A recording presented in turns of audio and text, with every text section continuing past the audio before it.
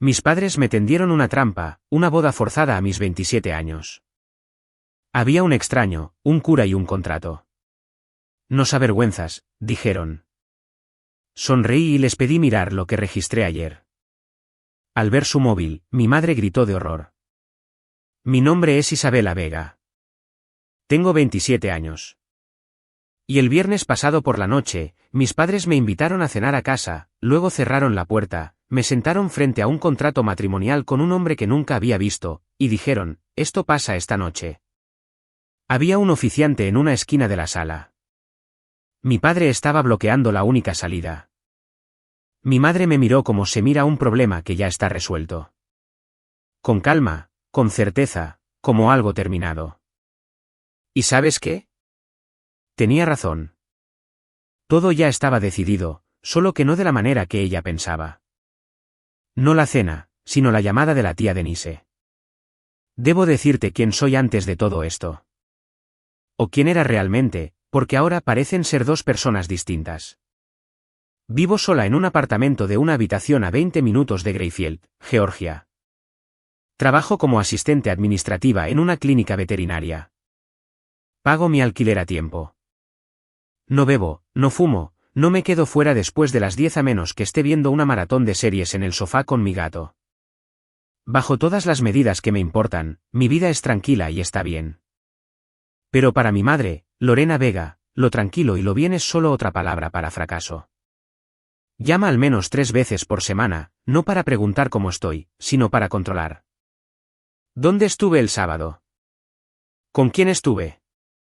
¿Por qué no me he puesto a buscar? Y siempre, siempre, siempre, tienes 27 y todavía sola, Isabela. ¿Sabes lo que dice la gente sobre eso? Dejé de contestar la mayor parte del tiempo. Eso lo empeoró. El último día de Acción de Gracias, conduje los 45 minutos hasta casa porque me culpó durante 3 días seguidos. Entré por la puerta principal, antes de que pudiera siquiera dejar el pastel, ella se giró hacia la esposa de mi tío y dijo, esta es Isabela, todavía soltera, todavía trabajando en esa pequeña clínica de perros. Se rió al decirlo, como si fuera una broma de la que todos estaban enterados. Mi padre, Gerardo Vega, se sentó a la cabecera de la mesa y no dijo nada. Nunca lo hace. Solo asintió. Ese asentimiento lento y pesado, como si estuviera de acuerdo con cada palabra, pero no le molestara decirlas él mismo. Y su silencio siempre ha sido más fuerte que su voz. Tenía 24 años la primera vez que lo pensé, tal vez amar a tus padres no significa que tengas que sobrevivir a todo lo que te hacen. Ese año, empecé a llevar un cuaderno. Aún no sabía por qué. Hace 2 jueves, estaba en la clínica reponiendo el botiquín cuando mi teléfono vibró. Tía Denise, ella nunca llama en horario de trabajo. Salí, me apoyé contra la pared de ladrillos junto a los contenedores de basura y contesté. Isabel, tu madre me llamó esta tarde. Estaba emocionada, presumiendo, en realidad.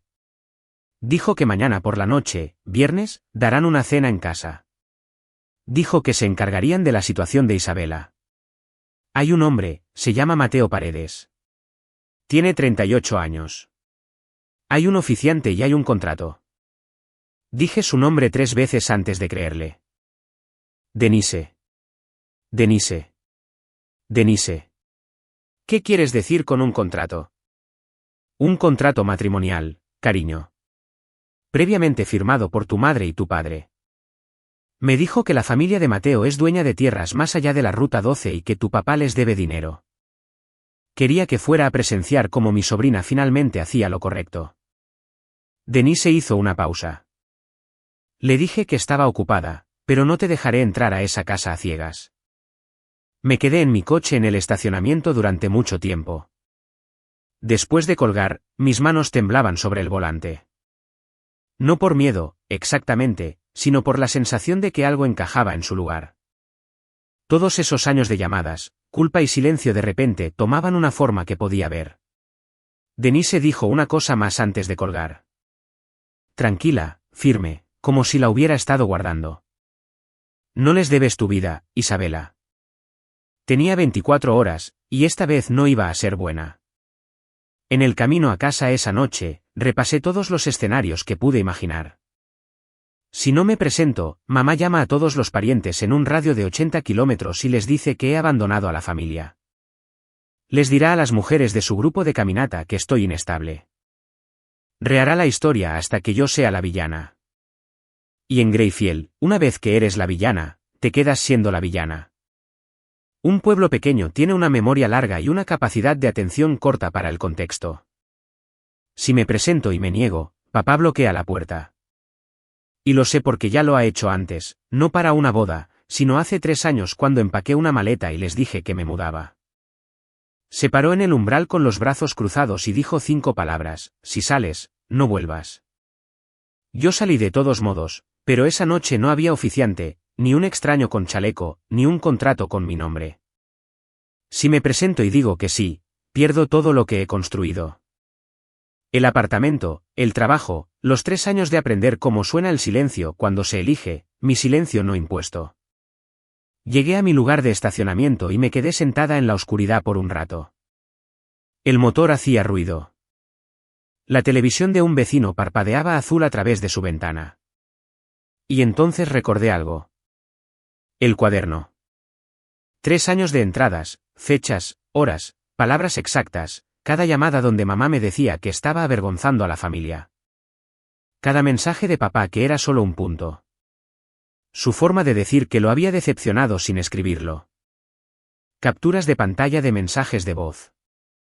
Pero lo había guardado porque pensaba que estaba perdiendo la cabeza. Necesitaba pruebas para mí misma de que lo que sentía era real. Aún no lo sabía, pero ese cuaderno estaba a punto de convertirse en algo completamente distinto. Saqué el cuaderno del cajón de mi mesita de noche. Cubierta azul marino, esquinas dobladas. 3 años de la voz de mi madre aplastados entre las páginas como flores secas, excepto que nada de eso era hermoso. Pasé más de 200 entradas. 14 de octubre, hace 2 años. Mamá llamó a las 11 de la noche y dijo que si no iba a casa por Navidad, le diría a la abuela que vivía con un hombre. Vivo sola. 3 de marzo del año pasado. Papá envió un mensaje: tu madre lloró toda la noche. Sin contexto. Devolví la llamada. Él colgó después de 10 segundos. 19 de julio. Mamá le dijo a la tía Patricio que me despidieron de la clínica. No fue así. Ella simplemente no lo considera un trabajo de verdad. Entrada tras entrada tras entrada. Fechas, citas directas, capturas de pantalla pegadas a las páginas con cinta adhesiva. No sabía lo que estaba construyendo, y solo sabía que necesitaba verlo fuera de mi propia cabeza. Llamé a Margarita Torres a las 11 esa noche. Margarita y yo fuimos juntas a la secundaria. Ahora es paralegal en la oficina del fiscal del condado. Respondió al segundo anillo, lo que te dice todo sobre qué clase de amiga es. Le conté todo, la llamada de Denise, la cena, el contrato, Mateo Paredes, el oficiante. Ella se quedó callada por un largo rato. Luego dijo algo que cambió las próximas 24 horas de mi vida: Isabela, escúchame. Esto no es drama familiar. Esto es control coercitivo. Y la ley de Georgia tiene un proceso para esto. No dormí esa noche. No porque tuviera miedo. Sino porque por primera vez en 3 años, no solo estaba documentando lo que me estaba pasando, sino que estaba decidiendo qué iba a hacer al respecto. El viernes por la mañana, llamé al doctor Mars en la clínica y le dije que necesitaba un día personal. Él no hizo preguntas. Nunca lo hace. Por eso me quedé 3 años. A las 8:30, estaba en mi coche conduciendo 30 minutos hasta el juzgado del condado. Margarita me esperaba en el vestíbulo. Ya saqué los formularios. Preparé todo anoche, dijo, entregándome un portapapeles. Solicitud de orden de protección de emergencia. Tú llenas la narrativa. Yo te guiaré. Me senté en una mesa de metal en el pasillo del juzgado y escribí, no todo el cuaderno, solo el patrón. 3 años de llamadas, el aislamiento, la culpa, la vez que papá bloqueó físicamente la puerta, y lo que Denise me dijo que planeaban para esta noche. Adjunté fotocopias de 42 páginas del cuaderno y 14 capturas de pantalla. A las 10:15, un juez de guardia revisó la solicitud. A las 11, la firmó. Sostuve el papel en mis manos y leí las palabras 2 veces. Mi nombre, los nombres de mis padres, 500 pies, efectivo inmediatamente. Luego Margarita me entregó un segundo formulario. Queja de servicios de protección al adulto. Esto documenta el patrón. Control coercitivo durante un periodo prolongado. Activa una investigación formal. Lo firmé. Ella lo envió electrónicamente mientras yo estaba sentada en el coche. Luego hizo una llamada más a la policía.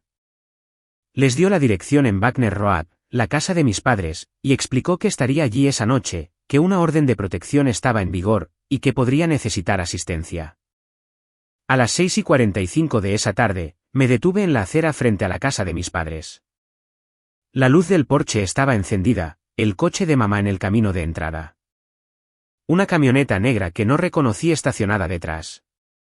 Encendí la grabadora de voz de mi teléfono, la dejé caer en mi bolso y respiré hondo. No tenía miedo de entrar a esa casa. Por primera vez en mi vida, no tenía miedo en absoluto. La puerta principal estaba sin llave. Esa debería haber sido mi primera pista. Mamá nunca deja la puerta sin llave. Entré y la sala de estar me detuvo en seco. Mantel blanco sobre la mesa del comedor. Flores frescas en un jarrón que nunca había visto antes. Pero velas reales, encendidas a lo largo del manto. La habitación olía a gardenias y pulidor de muebles. La forma en que mamá solo hace que huela cuando quiere impresionar a alguien. Esto no era una cena familiar. Un hombre se levantó del sofá, alto, saco deportivo oscuro sobre una camisa planchada, afeitado, de unos 38 años.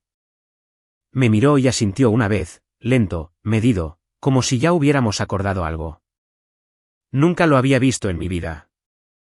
En la esquina, cerca de la estantería, se sentó un segundo hombre, mayor, quizás de unos 60 años, sosteniendo una carpeta de cuero en su regazo. Llevaba un traje gris que no le quedaba del todo bien. Me sonrió como la gente sonríe a las novias nerviosas. La tía Denise había descrito cada detalle. El hombre en el sofá, el oficiante en la esquina, incluso donde estarían sentados. Mi madre apareció de la cocina, secándose las manos con un paño de cocina, radiante. Ahí está. Pasa, cariño. Todos han estado esperando. Lo dijo como si fuera una fiesta de cumpleaños. Como si llegara tarde y todos hubieran sido muy pacientes. Miré al sofá, al oficiante, al mantel blanco y las velas y las flores. Miré la silla vacía que habían preparado para mí, directamente frente al hombre que nunca había conocido, con un bolígrafo colocado ordenadamente junto al plato. Sin cena, sin comida, solo un escenario. Y entonces escuché el cerrojo hacer clic detrás de mí. Me di la vuelta. Papá estaba parado en la puerta principal, con los brazos cruzados, recostado contra el marco. No dijo una palabra, y no tenía que hacerlo. Antes de que pudiera sentarme, mamá deslizó una pila de papeles por la mesa hacia mí. 6 páginas grapadas en la esquina, tinta azul. Miré hacia abajo. El encabezado decía acuerdo matrimonial y pacto de unión. La página 3 tenía 2 firmas abajo, Gerardo T. Vega, Lorena M. Vega, debajo de una línea que decía consentimiento y respaldo parental. Mi nombre ya estaba escrito en cada espacio en blanco. Isabela Mari Vega, impreso ordenadamente como una carta modelo. Era como si fuera una casilla que alguien había marcado. ¿Qué es esto? Mamá cruzó las manos sobre la mesa. Tu futuro. ¿Quién firmó esta sección? Tu padre y yo. Porque tú no lo harás por tu cuenta. Nunca he conocido a esta persona. La estás conociendo ahora mismo. Siéntate. El hombre del sofá dio un paso adelante. Extendió su mano. No la tomé. Soy Mateo Paredes, dijo. Su voz era plana. No nerviosa, no cálida, transaccional, como si estuviera cerrando la compra de una propiedad. Creo que encontrarás los términos muy razonables. Miré al oficiante en la esquina. Movió la carpeta de cuero en su regazo. Miró a todas partes menos a mí. Volví a mirar el contrato. Algo en el lenguaje me llamó la atención. Una cláusula que casi pasé por alto, pero la retuve. No reaccioné. Todavía no. La familia de Mateo ha sido muy paciente, dijo mamá, tocando mi brazo. Muy generosa. Mateo miró su reloj. Y fue entonces cuando entendí algo que no había comprendido del todo hasta ese momento. No estaba allí porque quisiera una esposa. Estaba allí porque estaba cobrando una deuda y yo era el pago. Miré el bolígrafo junto a mi plato. Miré la línea de firma en blanco con mi nombre escrito debajo. No lo tomé. Dejé el contrato sobre la mesa, me levanté. Las patas de la silla rasparon el suelo. No voy a firmar esto. La sonrisa de mamá no se movió. No has terminado de leerlo. No necesito terminar de leerlo. No estoy de acuerdo con esto. Me giré hacia la puerta principal. 2 pasos. 3. Papá ya estaba allí. Misma postura que hace 3 años. De espaldas contra la puerta. Brazos cruzados sobre el pecho. Barbilla gacha. Un muro hecho de franela y silencio. Me detuve a 1 metro de él. Lo suficientemente cerca para oler el aceite de motor que nunca se quita del todo de sus manos. Muévete, papá. Nada. Papá, muévete. Sus ojos se desviaron por encima de mi hombro hacia mamá, y luego volvieron a mí. No desdobló los brazos, no cambió de peso, simplemente se quedó allí, sólido, como se ha quedado en cada umbral de cada decisión que he intentado tomar. Detrás de mí, la voz de mamá, ya ves, no vas a ninguna parte esta noche, Isabela. Sentí que la habitación se tensaba. El oficiante tosió suavemente. Mateo se volvió a sentar en el sofá, cruzando una pierna sobre la otra como si tuviera todo el tiempo del mundo. Hace 3 años, esta escena exacta me hizo llorar. Papá en la puerta, mamá narrando mi fracaso desde atrás. Yo atrapada en medio sin ningún lugar a donde ir. Lloré y lo empujé y me fui. Y no volví durante 8 meses. Pero esta noche, había un contrato sobre la mesa, un oficiante con una carpeta, un extraño que había conducido hasta aquí para casarse con una mujer con la que nunca había hablado. Esta noche era diferente. Respiré hondo, me di la vuelta, volví a la mesa y me senté. No porque me hubiera rendido. Los ojos de mamá se iluminaron cuando me vio sentada. Pensó que había ganado. No lo había hecho. Mamá se sentó frente a mí y extendió las manos para tomar las mías. La dejé tomarlas. Me costó todo lo que tenía no apartarme. ¿Isabel? Su voz se suavizó. El mismo tono que usaba cuando tenía 12 años y no entré al equipo de voleibol. El mismo tono que usó cuando me dijo que a mi perro había que sacrificarlo. La voz de la simpatía. El arma que afiló durante 27 años. Te llevé durante 9 meses. Te crié. Pero renuncié a todo. Mi figura, mi vida social, mi carrera por ti. 27 años, Isabela. Y lo único que pido, lo único que te he pedido, es que me dejes mantener la cabeza en alto en este pueblo. Una lágrima rodó por su mejilla. Justo a tiempo. Vi cómo el oficiante se movía en su silla. Parecía incómodo. ¿Bien? Debería estarlo. Mateo no miró las lágrimas. Miró su reloj de nuevo. Las lágrimas no eran para él. En realidad, tampoco eran para mí. Así que eran para el oficiante. Una actuación para mantenerlo en su asiento. Mamá, dije, no me digas, mamá. No esta noche. Esta noche vas a hacer lo correcto por una vez. Miré el contrato, el bolígrafo, las velas parpadeando en el manto. Luego miré a mi madre, la miré de verdad, y reconocí el patrón, las lágrimas, luego la culpa, luego la orden. Lo había hecho cuando quise ir a la universidad fuera del estado. Cuando quise mudarme, cuando quise dejar de llamar todos los días, llorar, culpar, controlar, llorar, culpar, controlar. Hace 3 años, esta habitación me habría destrozado. Esta noche, solo confirmó cada entrada de ese cuaderno. Tomé el contrato. Mamá dejó de llorar. Sus ojos se iluminaron de anticipación. Pero no busqué el bolígrafo. Sentada en esa mesa, seguía preguntándome, ¿por qué mi madre pensó que esto funcionaría? ¿De verdad creía que firmaría un contrato matrimonial con un extraño solo porque ella lloró? ¿O lo sabía y simplemente no le importaba? Y todavía pienso en eso. ¿Qué hace que un padre cruce esa línea de querer lo mejor para su hijo a decidir que es dueño del futuro de su hijo? ¿Qué opinas? ¿Por qué algunos padres llegan tan lejos para controlar a un hijo adulto? Dímelo en los comentarios. Sostuve el contrato en ambas manos. 6 páginas. Toda mi vida reducida a tinta azul y líneas de firma en blanco. Luego me giré, no hacia mi madre, no hacia Mateo, sino hacia el hombre de la esquina. Disculpe. Mi voz era firme. Me sorprendió. Señor, ¿puedo hacerle una pregunta? El oficiante se enderezó. Por supuesto. ¿Cuándo fue contactado para esta ceremonia, y por quién? Él parpadeó. La señora Vega me contactó la semana pasada, dijo. Ella dijo que ambas partes habían consentido. Una pausa. Miró a mi madre. ¿Es correcto? Esta noche es la primera vez que me entero de este matrimonio. Es la primera vez que conozco al señor Paredes, y es la primera vez que veo este contrato. Lo levanté para que pudiera verlo. Señora, mi nombre fue llenado sin mi conocimiento. La habitación quedó en silencio, no el silencio cómodo, sino el que se produce cuando todos están calculando su próximo movimiento.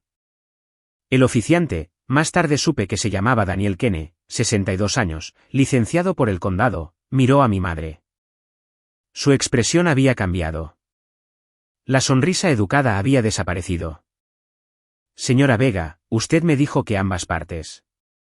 Está nerviosa, dijo mamá rápidamente. Nervios previos a la boda. Ya sabe cómo son las mujeres jóvenes. No estoy nerviosa, dije. Le estoy diciendo los hechos. Kene miró el contrato en mis manos, luego a la puerta donde mi padre estaba parado, y luego de vuelta a mí. Me incliné ligeramente hacia adelante, lo suficiente. Entiende que bajo la ley de Georgia, una ceremonia matrimonial realizada sin el consentimiento voluntario de ambas partes adultas es nula, y el oficiante que la realiza puede enfrentar responsabilidad penal. Vi cómo el color abandonaba su rostro una tonalidad a la vez. Mamá se rió. Isabela, deja el dramatismo, pero Kene no se estaba riendo. Ah, y ya no estaba sentado cómodamente. Algo cambió en la habitación. Pude sentirlo como una corriente cambiando de dirección. Kene se movió para ponerse de pie. La mano de mamá se extendió. Siéntese. Su voz perdió la dulzura como una máscara cayendo al suelo. Se giró hacia mí y por primera vez esta noche vi a la verdadera Lorena Vega. No la madre llorona, no la anfitriona amable, la controladora. Isabela Mari Vega, no estoy pidiendo tu opinión y te estoy diciendo lo que va a pasar. Desde la puerta, papá habló por primera vez. 2 palabras pesadas como concreto, escucha a tu madre. Mamá se giró hacia Kene. Haga su trabajo. Ya le pagué. Kene se quedó congelado, medio de pie, con una mano en el reposabrazos. Mateo se movió en el sofá. La fachada razonable se agrietó lo suficiente como para que yo viera la impaciencia debajo. No conduje 40 minutos para un debate. ¿Hacemos esto o no? Lo miré directamente a él. ¿Me estás preguntando a mí o a ellos? Porque desde donde estoy sentada, estás negociando con mis padres, no conmigo. La boca de Mateo se abrió y se cerró. Miró a Gerardo. Sentí mi bolso contra mi cadera. Dentro, doblado en un sobre, había algo que ninguno de ellos sabía. Mi mano se deslizó hacia la correa solo brevemente, pero la retiré. No todavía. Revisé la hora. El reloj del microondas en la cocina marcaba las 7:32 de la tarde. Mamá se acercó, bajando la voz como si estuviera compartiendo un secreto, pero sus ojos estaban duros. Has estado viviendo sola durante 3 años, ¿y qué tienes para mostrar? Un apartamento barato y los perros de otra persona. Lo dijo como un hecho, como si hubiera medido mi vida y la hubiera encontrado insuficiente. Mantuve su mirada y detrás de esa mirada, detrás de todo, empecé a contar los minutos. Mi teléfono vibró dentro de mi bolso una vez, luego una segunda vez. No lo miré. No necesitaba hacerlo. Sabía quién era. Margarita había dicho que enviaría un mensaje de texto cuando la policía confirmara. Mamá seguía hablando. Y algo sobre la familia de Mateo, su propiedad, cuán establecidos estaban.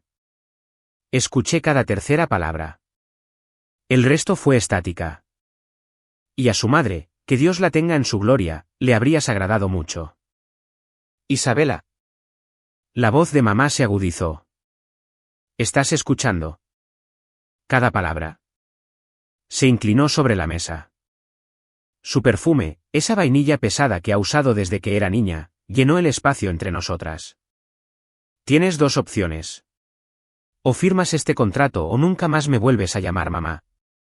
Lo escuché. Realmente lo escuché.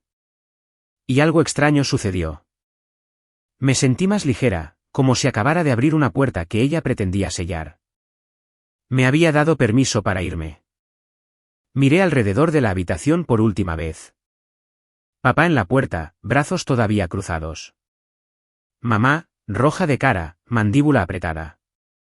Mateo en el sofá, paciente de la forma en que la gente es paciente cuando está comprando algo que cree que ya le pertenece.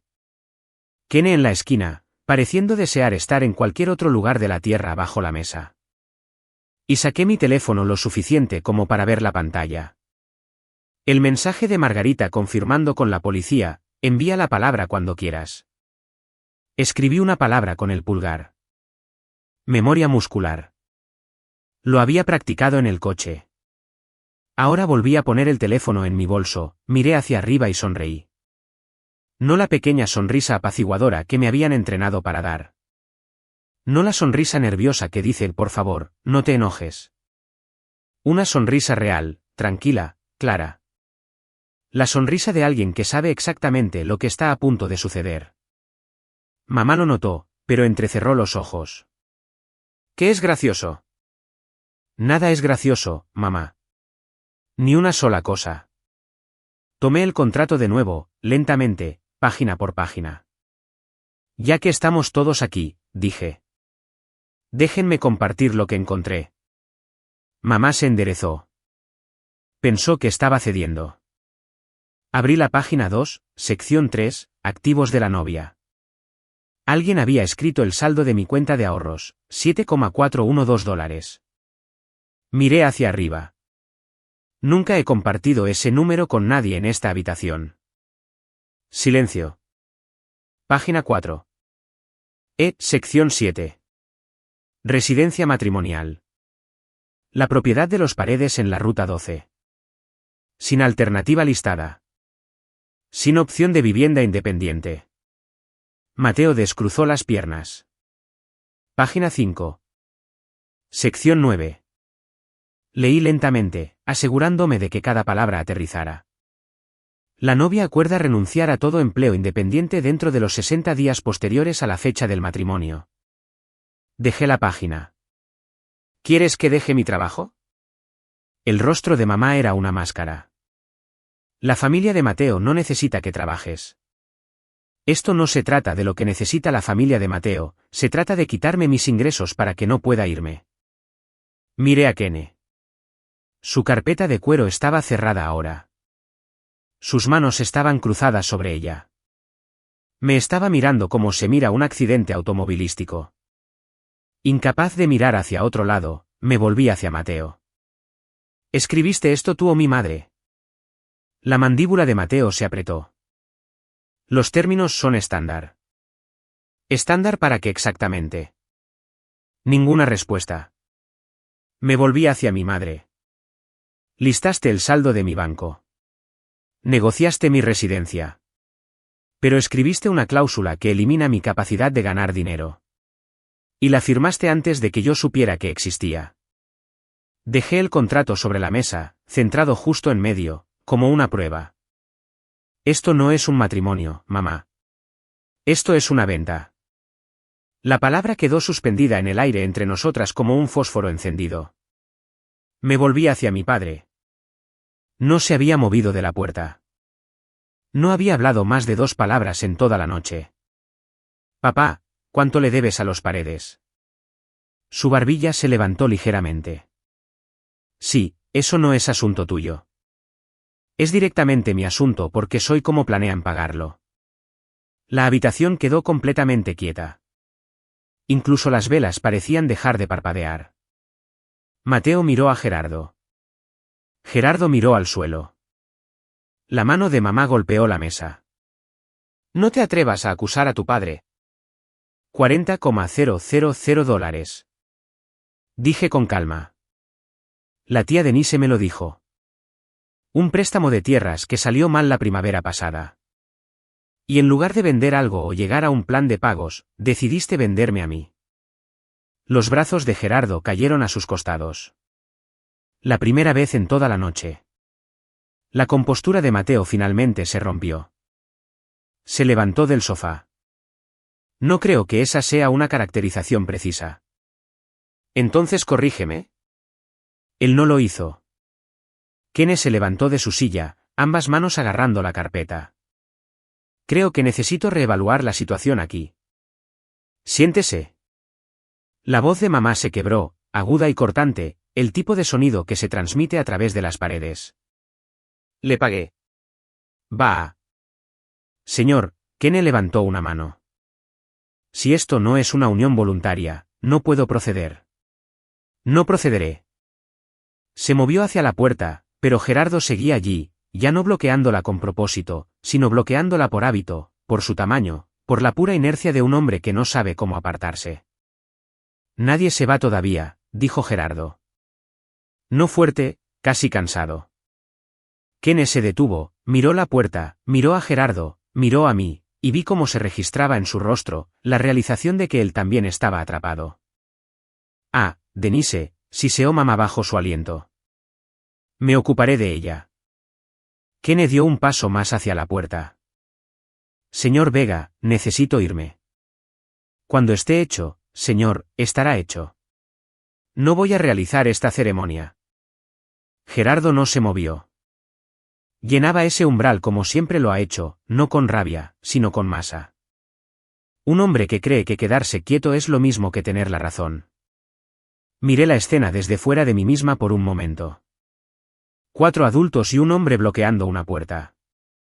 Y en una casa en una calle tranquila en una noche de viernes. Si pasaras conduciendo, verías la luz del porche. Quizás no escucharías nada. Así es como funciona en Greyfield. Todo lo feo sucede detrás de cortinas corridas. Mamá giró. Su voz cambió de nuevo. Suave, herida. La pista de la víctima. Isabela, mira lo que estás haciendo. Nos estás avergonzando frente al señor Kenne. Frente a Mateo. ¿Es esta quién eres? Estuve a punto de reírme. Le preocupaba la vergüenza en medio de una emboscada. Un coche se detuvo en el camino de entrada de al lado. Los faros barrieron las cortinas de la sala. La cabeza de mamá se giró hacia la ventana.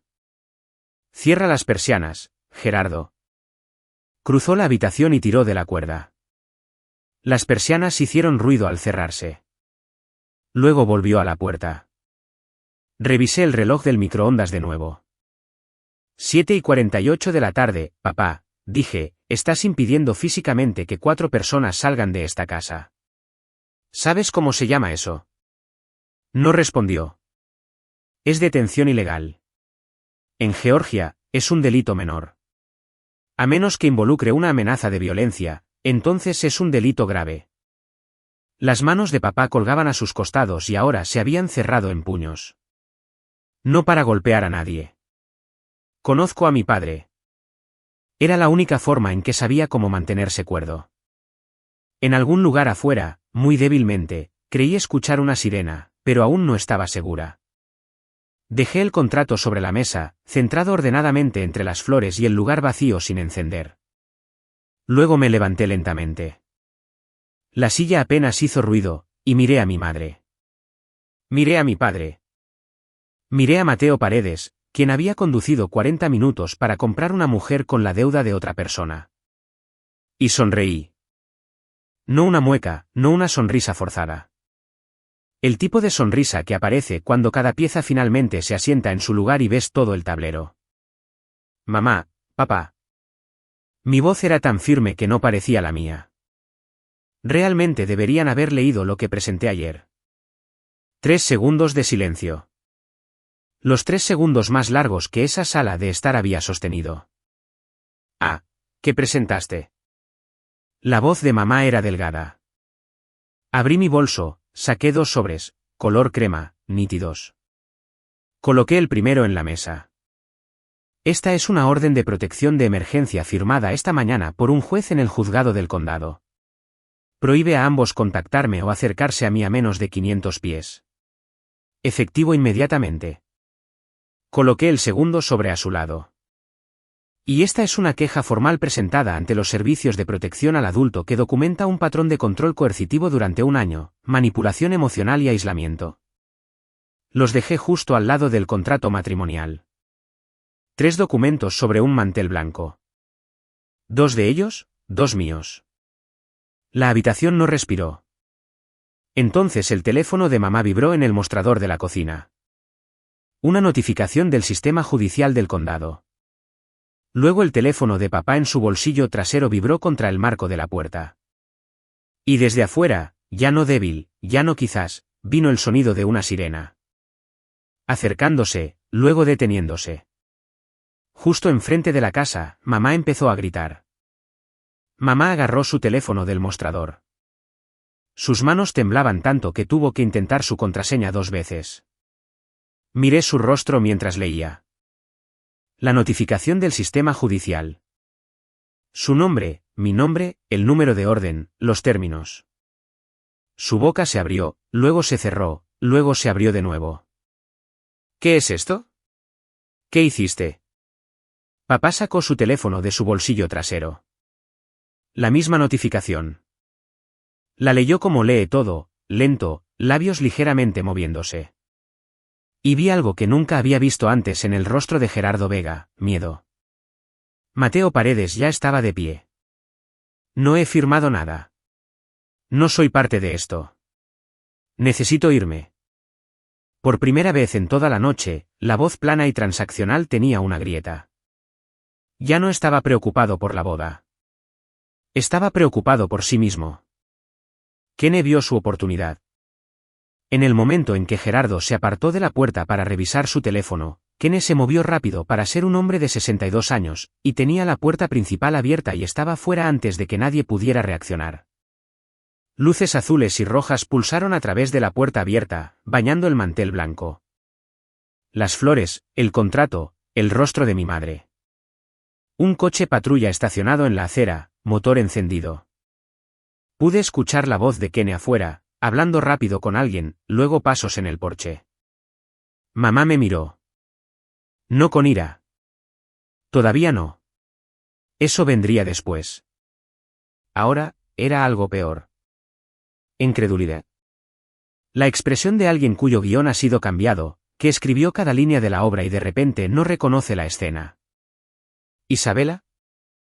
Su voz se quebró por la mitad. ¿Llamaste a la policía contra tus propios padres? No respondí. No necesitaba hacerlo. El golpe en la puerta respondió por mí. La oficial en la puerta era una mujer. Finales de los 30, pelo oscuro recogido, ojos tranquilos que recorrieron la habitación en unos 2 segundos. Buenas noches. Soy la oficial Holland del departamento del sheriff del condado.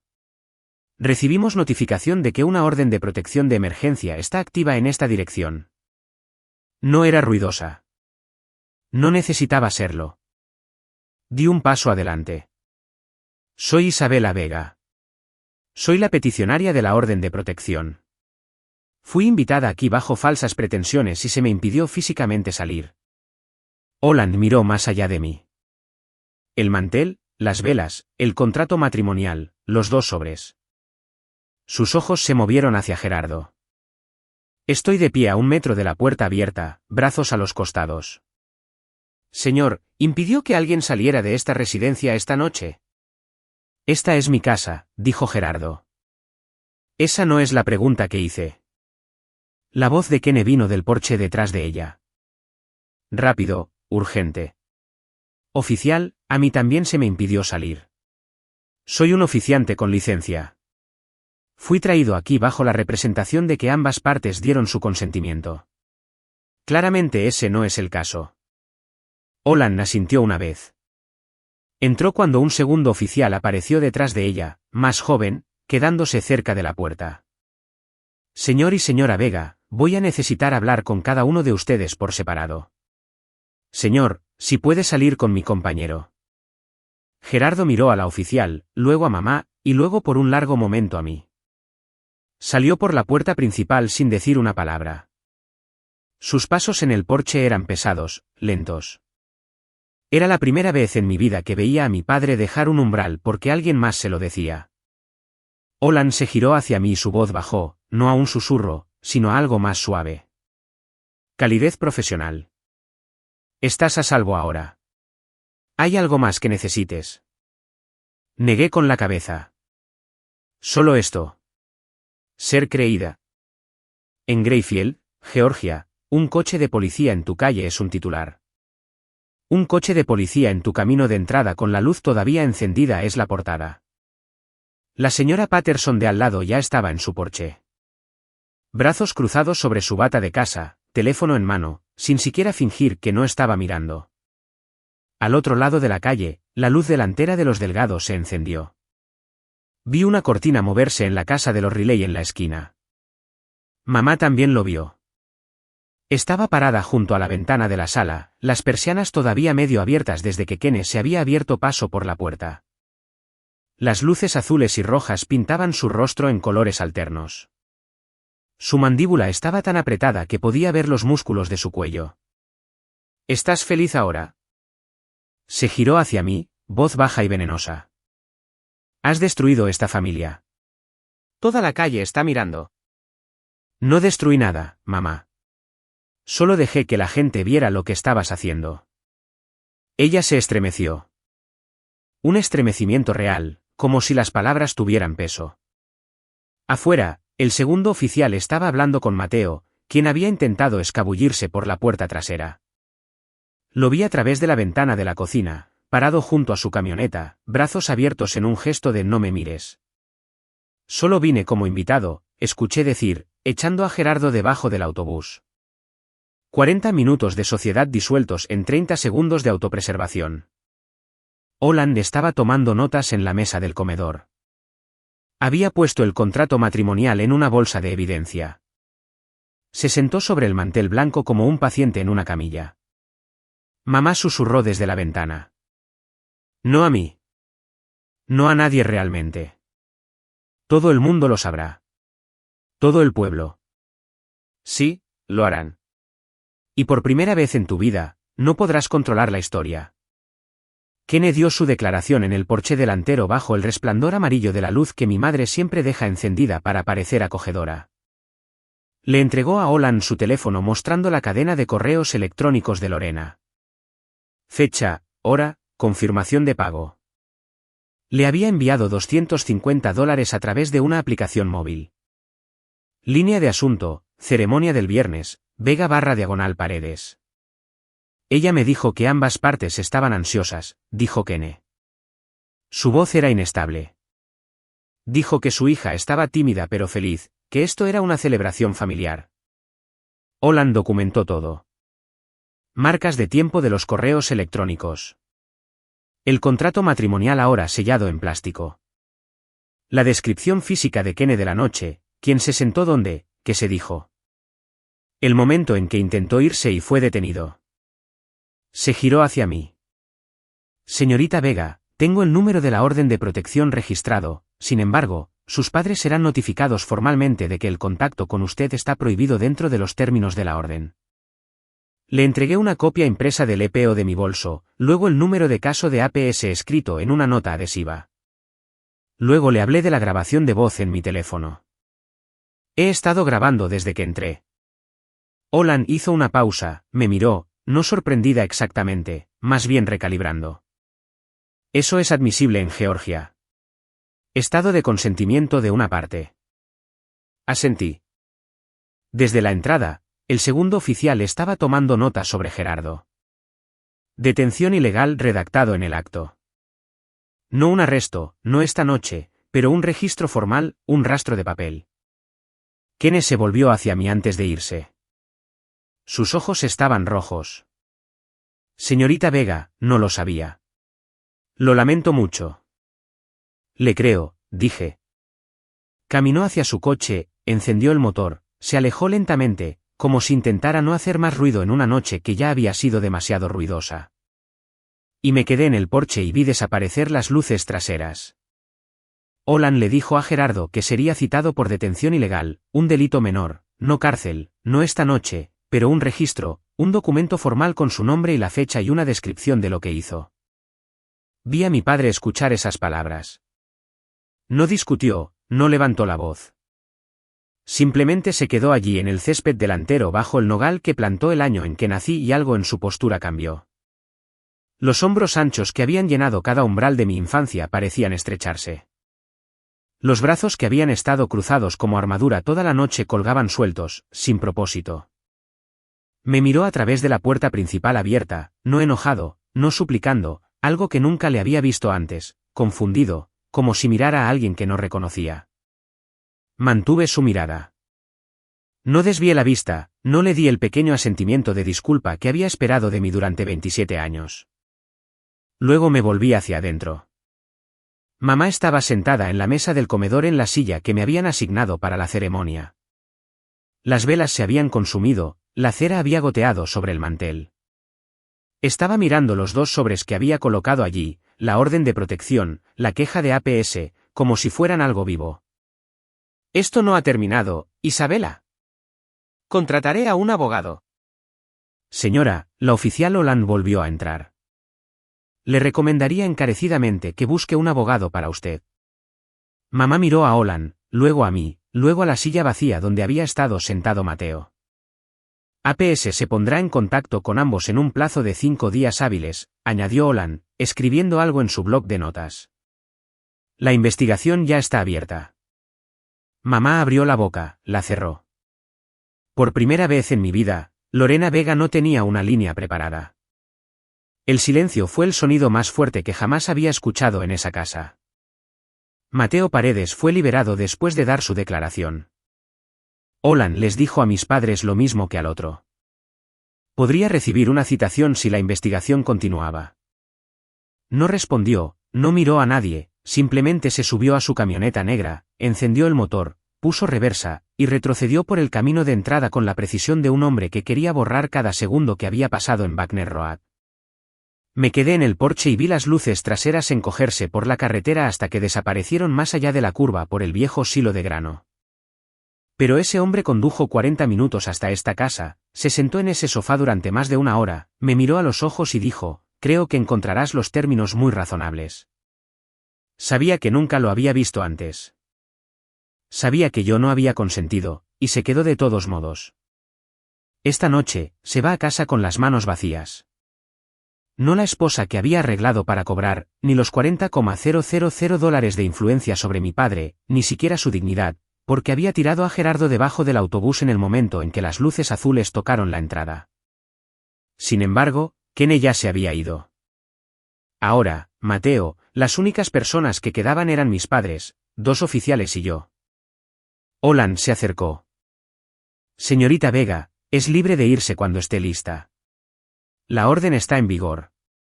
Si cualquiera de sus padres la contacta o se acerca a menos de 500 pies, llame a la policía inmediatamente. Le di las gracias, le di la mano.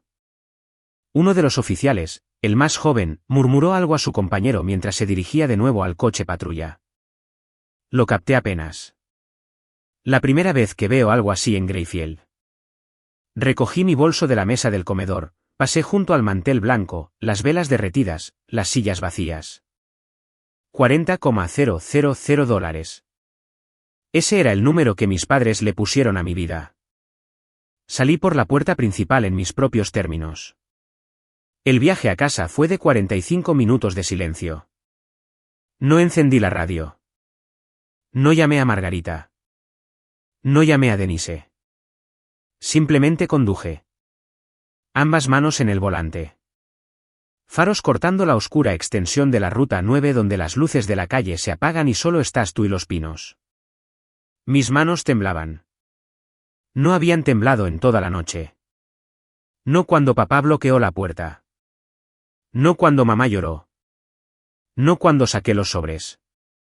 Pero ahora, sola en el coche sin nadie para fingir calma, mi cuerpo se puso al día. Pensé en mi madre. No en la mujer que me había tendido una trampa esta noche. En la otra, la que solía trenzarme el pelo tan apretado que duraba 3 días. La que hacía macarrones con queso desde cero cuando tenía gripe. La que guardaba cada una de mis boletas de calificaciones en una caja de zapatos en el estante superior de su armario. Luego pensé en esa misma mujer. Firmando un contrato con mi nombre, listando el saldo de mi cuenta bancaria, contratando a un oficiante, eligiendo a un extraño, bloqueando la puerta. Esas 2 mujeres son mi madre. Esa es la parte que nadie te dice. Las personas que más te lastiman no son extraños. Son los que saben exactamente dónde eres vulnerable porque ellos te hicieron así. Llegué a mi lugar de estacionamiento a las 9:20 de la noche, apagué el motor, me quedé sentada en la oscuridad por un rato, escuchando el tic-tac del motor enfriándose y el ladrido distante del perro de alguien. Luego entré, cerré la puerta con llave, me deslicé por la pared de la cocina hasta el suelo y lloré fuerte, mal y fuerte. De la forma en que solo puedes llorar cuando nadie te está mirando y ya no tienes que ser fuerte. Margarita llamó a las 11. ¿Estás bien? No lo sé, pero estoy a salvo. Me quedé dormida en el suelo de la cocina esa noche y cuando desperté el sábado por la mañana, mi teléfono mostraba 23 llamadas perdidas. Me senté en el suelo de la cocina con mi teléfono y me desplacé. 11 llamadas de mamá. Podía trazar su arco emocional solo por las marcas de tiempo, a 3 minutos de distancia al principio. Energía enojada, luego huecos más largos, luego un grupo alrededor de las 2 de la madrugada cuando la fase de llanto habría comenzado. 4 de papá. Sin mensajes de voz. Clásico Gerardo. Llamar. Esperar. Colgar. Repetir. Silencio entregado en cuotas. 3 de parientes con los que apenas hablo. Pidiendo detalles. 2 de la tía Denise. La llamé de vuelta primero. ¿Estás bien, cariño? Cansada, pero bien. ¿Qué estás escuchando? Denise exhaló. Está en todas partes. La señora Patterson le contó a su grupo de caminata antes del desayuno. Para el mediodía, cada mujer en Greyfield que posee un par de zapatillas sabía que había un coche de policía en la entrada de tu mamá. Una llamada del número de Mateo Paredes. Sin mensaje de voz. H. Luego el número fue bloqueado. Lo borró de su lado. 2 de números que no reconocí. No devolví ninguno excepto el de Denise. Luego mi teléfono vibró con un mensaje de mamá. Largo. El tipo de mensaje que compone como un escrito legal lleno de culpa y culpa redirigida. Leí la primera línea: has destruido a tu padre y a mí. No puedo mostrar mi cara.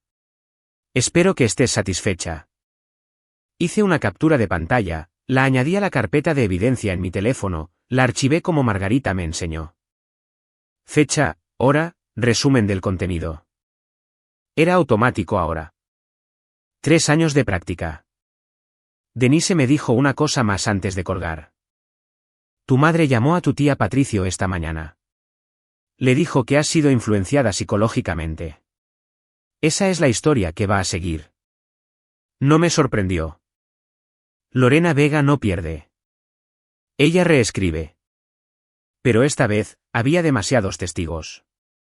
Un informe policial, una orden judicial, una confesión grabada en mi teléfono. La historia ya estaba escrita y ella no sostenía el bolígrafo.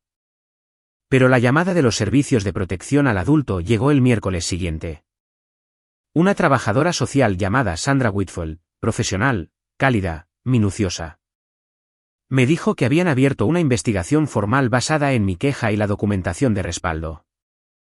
Señorita Vega, su expediente es uno de los más detallados que hemos recibido.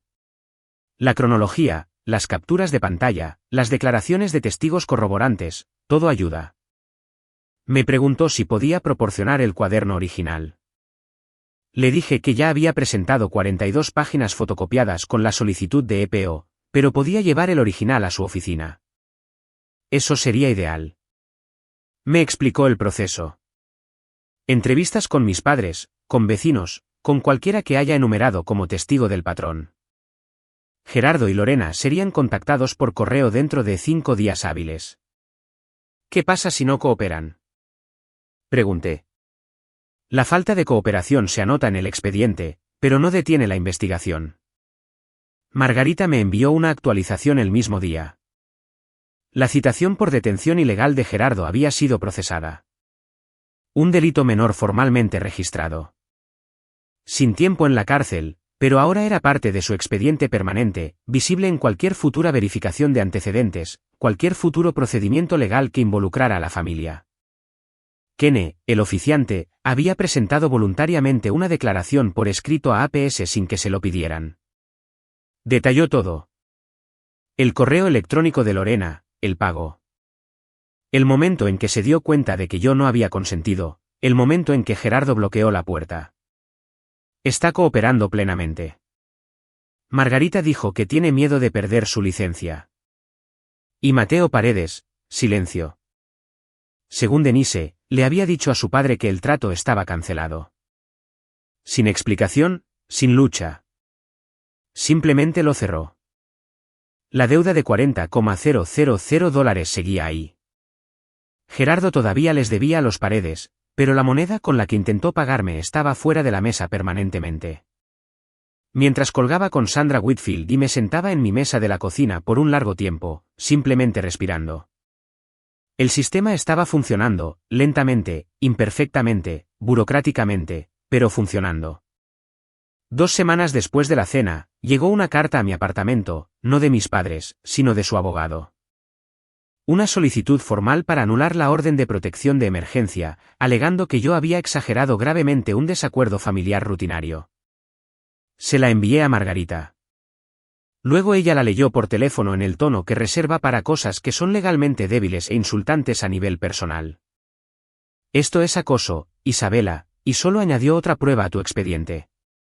3 días después, mamá llamó a la clínica veterinaria, pidió hablar con mi gerente. El doctor Mars me lo dijo durante mi descanso para el almuerzo, su rostro cuidadoso y amable.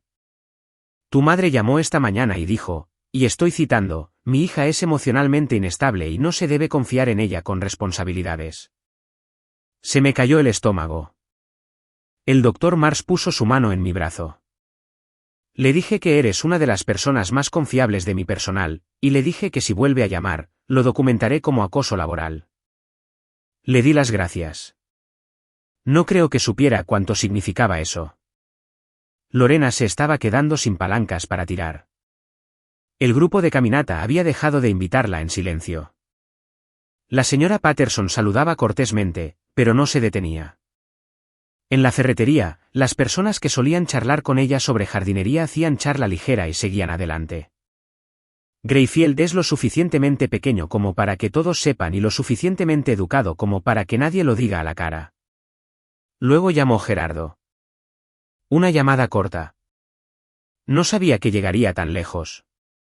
Su voz era baja, áspera. Pero igual bloqueaste la puerta, papá. Silencio, y luego el clic de una línea desconectada. Le dije a Margarita esa noche en una cafetería mientras ella me miraba con ojos firmes. Él no está arrepentido de lo que hizo. Está arrepentido de que no funcionó. Quería discutir. No podía. Me he preguntado 100 veces desde esa noche, ¿hice lo correcto? ¿Llamar a la policía a casa de mis padres, presentar una queja contra mi propia familia? Hay momentos tarde en la noche, por lo general, en los que me pregunto si fui demasiado dura, si debería haberme ido y no haber mirado atrás en lugar de involucrar a la ley. Pero entonces recuerdo el clic del cerrojo, el contrato con mi nombre, la espalda de papá contra la puerta. Si hubieras estado en mis zapatos, ¿habrías llamado? Dímelo en los comentarios. Renové la orden de protección por 6 meses. Luego me senté en mi mesa de la cocina un domingo por la mañana, abrí mi computadora portátil y escribí un correo electrónico para ambos. Corto, claro, sin ira, sin acusación, sin drama, solo la verdad. Mamá, papá, los quiero. Quiero que sepan que eso no ha cambiado, y no creo que vaya a cambiar nunca. Pero no estaré en contacto con ninguno de ustedes hasta que sucedan 3 cosas. Primero, completen un programa de consejería familiar con un terapeuta con licencia. Segundo, reconozcan en voz alta con sus propias palabras lo que sucedió la noche del 11 de octubre. No una versión, no un giro. ¿Qué pasó? Tercero, respeten los límites que he establecido. No porque una orden judicial lo requiera, sino porque ustedes eligen hacerlo. Esto no es un castigo. Esto es lo que necesito para sentirme segura. Espero que hagan el trabajo. Pero entenderé si no lo hacen. Lo leí 2 veces. Toqué enviar. Mamá respondió en 4 horas. Un correo electrónico de 4 páginas a espacio simple. Ella culpó a la tía Denise por envenenarme. Culpó a la cultura moderna por hacer que las hijas sean irrespetuosas. Culpó a mi trabajo, mi apartamento, mi independencia. Culpó a todo y a todos excepto a la mujer que había firmado un contrato matrimonial en nombre de su hija adulta. Nunca usó las palabras "lo siento". Papá no respondió en absoluto. Leí la mitad del correo electrónico de mamá. Luego lo archivé. No lo borré. Podría necesitarlo algún día, pero tampoco lo terminé. No había nada en esas 4 páginas que no hubiera escuchado 1000 veces antes. Un límite no es un muro. Es una puerta con cerradura, y la llave está en sus manos. Solo tienen que estar dispuestos a tomarla. Hasta ahora, no la han alcanzado. La tía Denise y yo tenemos una nueva tradición ahora. Cada domingo por la mañana, nos encontramos en un restaurante a medio camino entre nuestros 2 pueblos, un lugar llamado Rubias con cabinas de vinilo rotas y café demasiado fuerte y panqueques del tamaño de tu cabeza. Ella siempre llega primero. Siempre pide mi café antes de que me siente. Negro, un azúcar. La forma en que me enseñó a beberlo cuando tenía 16 años. Y ella dijo, si vas a ser una mujer en esta familia, más te vale aprender a que te gusten las cosas un poco amargas. El domingo pasado, me habló de su propio matrimonio. El que Lorena siempre llama fracaso. Me dijo cómo su exmarido solía abrir su correo, revisar el kilometraje de su coche, cronometrar sus viajes al supermercado. Me dijo cómo se quedó durante 15 años porque su hermana mayor, mi madre, seguía diciéndole que era normal. Me fui cuando tenía 43 años, dijo Denise, revolviendo su café. 15 años demasiado tarde. Reconocí lo que tu madre te estaba haciendo porque viví dentro de una versión de ello. Crucé la mesa y le tomé la mano. Eres la primera persona en esta familia que me dijo que tenía permitido decir no. Ella apretó a cambio. Me tomó 15 años aprender esa palabra para mí misma. Margarita apareció tarde, como siempre lo hace, se deslizó en la cabina y pidió un café. Luego sacó su teléfono. APS finalizó su informe. El expediente está documentado y archivado. Si algo sucede en el futuro, cualquier violación de contacto, cualquier escalada, se hará referencia a ello. Asentí, di un sorbo a mi café. Miré por la ventana al estacionamiento donde el sol de la mañana apenas estaba tocando los charcos de la lluvia de anoche. Por primera vez en mucho tiempo, el domingo se sintió como domingo. No te estoy contando esta historia para que sientas lástima por mí. No necesito eso. Y honestamente, no ayudaría. Te la estoy contando porque hace 3 años, sentada en mi coche en un estacionamiento con las manos temblorosas, desearía que alguien hubiera dicho lo que estoy a punto de decirte ahora. Establecer un límite no es traición. Protegerte no es crueldad. Y guardar un registro de lo que te está pasando, escribirlo, fecharlo, guardar las capturas de pantalla, no es paranoia, es preparación. Quizás nunca lo necesites, pero si lo haces, estarás agradecida de que esté ahí. Mis padres no son monstruos. Necesito que escuches eso. Son personas que crecieron dentro de un sistema que les enseñó que los hijos son propiedad, que la obediencia equivale al amor y el control equivale a la seguridad. Entiendo de dónde viene, pero puedo mantener esa comprensión y aún así decir que estuvo mal. Ambas cosas son ciertas al mismo tiempo. Los amo. Los amo desde este lado de la línea del límite donde puedo respirar, donde puedo elegir, donde nadie puede firmar mi nombre sin mi permiso. El cuaderno todavía está en el cajón de mi mesita de noche.